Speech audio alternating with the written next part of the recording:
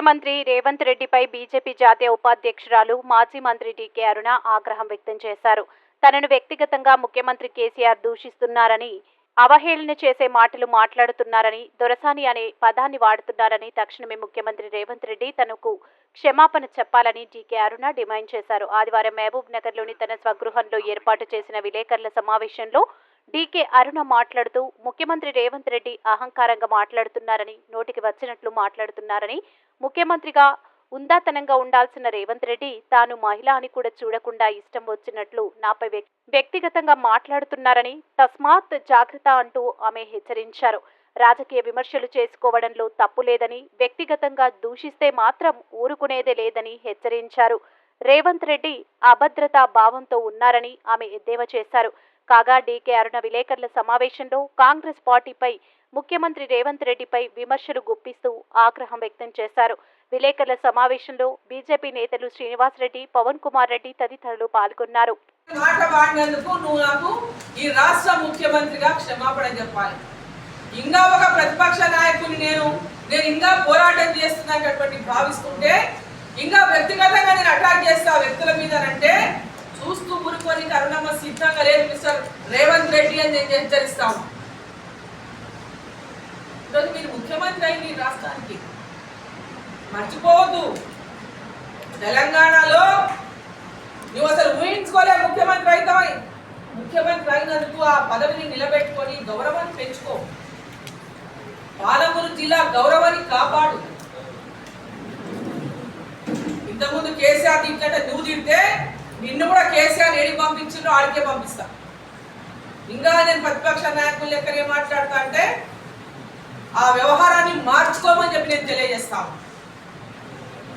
పాలమూరు జిల్లా నుంచి, ఈ పార్లమెంట్ నుంచి, కొడంగల్ నుంచి నేను 2 సార్లు టీడీపీలో గెలిపించింది. తర్వాత నువ్వు మల్కాజిగిరి పోయినావు, ఓడిపోయినావు కాంగ్రెస్ పార్టీలో. మల్కాజిగిరి పోయి పార్లమెంట్ సభ్యునిగా అయినావు, పిసిసి అధ్యక్షునిగా అయినావు. ఈ జిల్లా పట్ల నువ్వు చేసినది ఏదో ఒకసారి చెప్పు. ఈ జిల్లాకు జెడ్పీటీసీగా గెలిచినావు, ఎమ్మెల్సీగా గెలిచినావు, ఎమ్మెల్యేగా గెలిచినావు. మరి ఈ జిల్లా లోపల ఈ జిల్లా ప్రజానీకానికి, రైతాంగానికి నువ్వు చేసిన పోరాటాలు ఏంది, నువ్వు సాధించిన సాధన ఏంది, నువ్వు ఏ ప్రజలతో మమేకమై తిరిగినవు, ఈ జిల్లాలో ఏ రైతులకు సేవ చేసినావు, ఏ రైతుల కోసం నువ్వు పోరాటాలు చేసినావు, ఏ ప్రజల సమస్యల మీద నువ్వు పోరాటాలు చేసినావు చెప్పు జరా. నువ్వు చేసినావా, నీ అభ్యర్థి చేసిండా, ఏం చేసిండు మీరు? అరుణమ్మని పేరు నోరెత్తి అర్హత మీకు ఎవరికి లేదు. డీకే అరుణమ్మ పేరు తీసి అర్హత మీకు లేదు. ఏం మాట్లాడుతున్నారు మీరు? దొరసాని, ఆసాని, ఈసాని, ఇది మర్యాదనా? మీ ఇంట్లో ఆడవాళ్ళని మాట అంటే నువ్వు సహిస్తావా? వ్యక్తిగతమైనటువంటి ఆరోపణలు చేస్తే, వ్యక్తిగతమైనటువంటి కనుక చిల్లర రాజకీయాలు దిగితే మర్యాద ఉండదని చెప్పి నేను రేవంత్ రెడ్డి గారికి తెలియజేస్తా ఉన్నాను మీడియా ద్వారా. నువ్వు గెలిస్తేనేమో నీ గొప్పదనం, ఓడిపోతానేమో ఇంకెవరో ఓడించారు. ఎన్నికలు అంటేనే ఒకరు ఓడిస్తారా, ఒకరు గెలిపిస్తారయ్యా. రాజకీయం తెలదా నీకు? నువ్వు నిలబెట్టిన క్యాండిడేట్ నేను గెలిపించి పంపానా? అయితే నువ్వు నాకు క్లాస్ కొడతావా? ఏం మాట్లాడుతున్నావు? కొంచెం తెలివి ఉండి మాట్లాడాలి. మాట్లాడేటప్పుడు తెలివి లేని మాటలు మాట్లాడొద్దండి దయచేసి. ఈ రాష్ట్ర ముఖ్యమంత్రిగా నేను గౌరవిస్తున్నా. పాలమూరు జిల్లా వాడిగా ముఖ్యమంత్రి అయినవని సంతోషపడ్డా. మా జిల్లా అభివృద్ధి చెందుతుంది. రాజకీయంగా ఏనాడు కూడా రాజకీయపరమైనటువంటి పార్టీ పరంగా మీ సిద్ధాంతం, మా సిద్ధాంత పరంగా మాట్లాడుతూ ఉన్నాం. వ్యక్తిగతమైనటువంటి విమర్శలు చేస్తే మర్యాద ఉండదని చెప్పి నేను హెచ్చరిస్తా ఉన్నా. పాలమూరు రంగారెడ్డి తెచ్చిందా, జాతీయ హోదా తెచ్చిందా? నువ్వేం బీకినావు? ఏం బీకినావు? నువ్వు పార్లమెంట్ సభ్యుడిగా ఉన్నావు కదా, ఏం బీకినావు నువ్వు చెప్పుడా? అరే ఈ జిల్లాకు పాలమూరు రంగారెడ్డి తెచ్చిందా డీకే అరుణమ్మ? నీవు కాదు. పాలమూరు రంగారెడ్డి ఎట్టకెళ్ళొచ్చింది తెలుసా నీకు? రేవంత్ రెడ్డి గారు తెలుసా ఎట్టకెళ్ళొచ్చిందా పాలమూరు రంగారెడ్డి? ఎక్కడ ఉన్నావు నువ్వు ఆ రోజు? ఎక్కడ ఉన్నావు నువ్వు ఆ రోజు? ఈరోజు పెద్ద మాట డైలాగులు పడితే అయిపోయింది అనుకుంటున్నారా మీరు? ఏదో పోనీ జిల్లాకి వెళ్ళి ముఖ్యమంత్రి, ఏదో జిల్లా బాగు చేసుకుందాం, ఇక్కడ ప్రజలంతా నేను నరేంద్ర మోదీ గారిని గెలిపారని అనుకుంటున్నారు. ఈ జిల్లా అభివృద్ధి కోసం కలిసి పనిచేద్దాం భవిష్యత్తులో అని ఓ పెద్ద మనసుతో నేను ముందుకు పోతా ఉంటే ఈ చిల్లర రాజకీయాలు ఏందయ్యా? చిల్లర రాజకీయాలు మానుకోండి. అరే ఓట్లంట నోట్లంట కోట్లంట. అరే నీ ఎమ్మెల్సీ ఎలక్షన్ అయింది, నీ ఓట్లు ఎన్ని ఉన్నాయి? నీ కాంగ్రెస్ పార్టీ ఓట్లు ఎన్ని? ఏం పని చేసినావు? ఎట్టకెళ్ళి కొంటున్నారు ఓటు? మీకు గెలుస్తామని చెప్తున్నావు, 200 మెజార్టీలో గెలుస్తామని చెప్తున్నావు. ఎట్టకెళ్ళి గెలుస్తావు? ఏం చేసినందుకు నువ్వు గెలుస్తా అని చెప్పినావు? ఓటుకు నోటించి కాదా? ఏంది నీ నీతి నిజాయితీ గురించి నువ్వు మాట్లాడేది? ఈరోజు బీఆర్ఎస్ పార్టీలో వాళ్ళందరినీ నువ్వు చేర్చుకుంటలేవా? అంటే నువ్వు చేర్చుకుంటేనేమో ఓకే, మేము చేర్చుకుంటేనేమో కుమ్ముక్కై సిగ్గుండారా మాట్లాడనీకే? నీకో నీతి మాకో నీతి ఉంటుందా? కొంచెం మాట్లాడే ముందు వెనక ముందు ఆలోచించుకొని మాట్లాడాలి. నేను ఈ జిల్లాలో వివాదాలకు పోవద్దు, అభివృద్ధి లక్ష్యంగా మనం పనిచేయాలి, పాలమూరును అభివృద్ధి చేసుకోవాలి. ఇంతవరకు వచ్చిన వాళ్ళంతా గెలిచిండ్రు. ఈ జిల్లాకి ఎవ్వరు ఏం చేయలేదు. పార్లమెంటు సభ్యులుగా గెలిచినటువంటి వాళ్ళు పేరు గొప్ప చెప్పుకున్నారు, పార్లమెంటేరియన్, బెస్ట్ పార్లమెంటేరియన్ అవార్డులు తెచ్చుకున్నారు, కానీ జిల్లాకి ఏం ఒరగా పెట్టలే. ఈరోజు జిల్లా మీద ఎవరికైనా ప్రేమ ఉంది? మీకు చెప్పండి. మీకు ఏం అనుబంధం ఉంది పాలమూరుతో? మీ అనుబంధం ఏం చెప్పండి నాకు ఒకసారి. మీ అనుబంధం ఏమి, నా అనుబంధం ఏమి ఒకసారి చెప్పండి. ఈ జిల్లాలో రైతాంగం కోసం, కరువు జిల్లాలో రైతులకు పెద్ద ఎత్తున వలసలు పోతున్నారని పోరాటాలు చేసి, పాలమూరులో ప్రాజెక్టుల కోసం పోరాటాలు చేసి, ఒక ఆడబిడ్డనైనా గద్వాల నుంచి హైదరాబాద్ దాకా ఒకదాన్నే ప్రజలతో మమేకమై నడిచిన పాదయాత్ర చేసి ప్రాజెక్టులను తీసుకొచ్చిన పాలమూరు జిల్లాకి ఆనాడు రాజశేఖర రెడ్డి గారితో కొట్లాడి ఈ ప్రాజెక్టులకు నీళ్లు ఇప్పించిన కిరణ్ కుమార్ రెడ్డి చేతుల మీదుగా వీటన్నింటినీ ప్రారంభం చేయించిన. నువ్వు ఎక్కడున్నావు ఆనాడు? మీ క్యాండిడేట్ ఎక్కడున్నాడు? నువ్వు ఎక్కడున్నావు? పనిచేసిన జిల్లాలో ఏమైనా ప్రాజెక్టుల కోసం? మాటలు చెప్తే సరిపోదు, ప్రజలు కూడా నమ్మేలా ఉండాలి ఏదైనా మాట్లాడితే. రేవంత్ రెడ్డి గారు గాంధీ భవన్లో ఆయన మాట్లాడుతూ మహబూబ్ నగర్ ఎన్నికల గురించి కూడా మాట్లాడారు.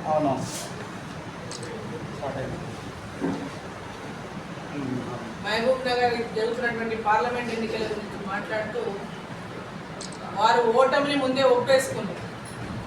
ఈ ఎన్నికల్లో ఓడిపోతున్నామని రేవంత్ రెడ్డి గారు ఒప్పుకున్నారు. ఎందుకంటే ఆయన ఏం చెప్పుకుంటున్నాడు? మన జిల్లాకు లేక ఒక అవకాశం వచ్చింది, ఇప్పుడు ఎలాగైనా దొంగ దెబ్బ తీయాలని చూస్తున్నాడు.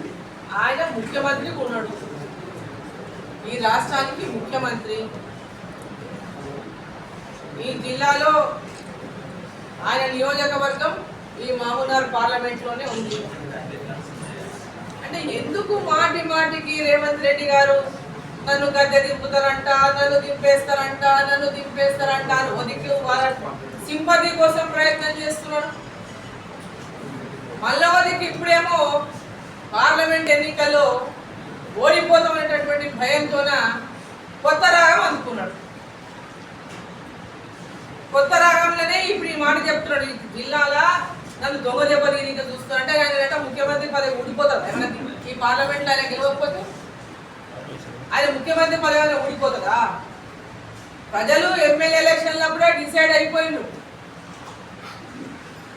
పార్లమెంట్ ఎన్నికల్లో ఈ దేశానికి నరేంద్ర మోదీ గారు ప్రధానమంత్రి కావాలి, మేము బీజేపీ కోటేస్తాము, రేపు పార్లమెంట్ ఎన్నికలు ప్రజలు డిసైడ్ అయిపోయింది.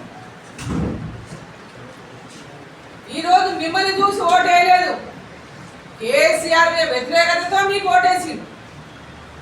మీరు వాపును చూసి బలుపు అనుకోకండి. వాపును చూసి బలుపు అనుకుంటున్నారు మీరు కాంగ్రెస్ లో ఉన్నటువంటి నాయకులు. ఇంకా మాట్లాడతాడు ఆయన, సొంత జిల్లాలో రాజకీయంగా బలహీనం చేస్తే దీన్ని చూపించి రాష్ట్రం అంతా తిరుగువచ్చని కుమ్ముకైనట. అయ్యా టీఆర్ఎస్ పార్టీతో కుమ్ముక్కైంది మీరు కుమ్ముక్కయ్యే కదా, డ్రామా ఆడే కదా. ఎవరు తవ్వుకున్న గుంతలే వాళ్ళే పడినట్టు బీఆర్ఎస్ వాళ్ళు గుంతల పడింది.